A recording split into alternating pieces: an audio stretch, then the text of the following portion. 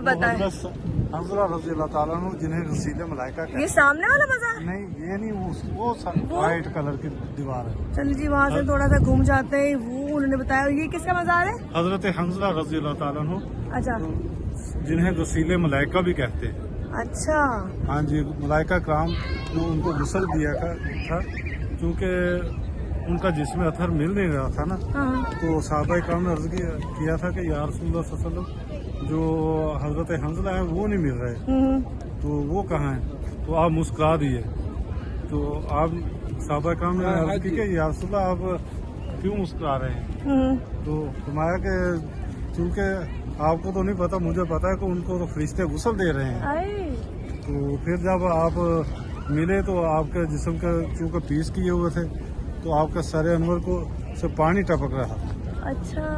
तो उनको फरिश्तों ने गुस्ल दिया था। तो उसी तरह फिर आपको जो है ना वो कफन दे के तो दफन कर दिया गया था। जी, ये वो वसीले मलाइका है। वसीले मलाइका का हजरत हजरत हंज़ला वो सामने जो लोग यहाँ आए हों और उनको नहीं पता हजरत हंज़ला का वो जो कब्र शरीफ है वो सामने है। उनकी हिस्ट्री आपने सुन ली कि उनके जो पार्ट्स थे वो नहीं थे, और जब पूछा गया कि जी उनके पार्ट्स नहीं मिल रहे, तो अल्लाह ताला ने फरमाया कि उनको जो मलाइका है, फरिश्ते हैं, गुस्ल दे रहे हैं, और उनका मज़ार वो सामने मौजूद है। और ये तमाम शुहदा का मज़ार मौजूद है। यहाँ से खैर हम लोग जा रहे हैं, और ये बात मुझे नहीं पता थी, हालांकि हम 5वीं दफ़ा आए, किसी ने भी नहीं बताई थी। तो हम वहीं तक आते थे और सलाम करके चले जाते थे।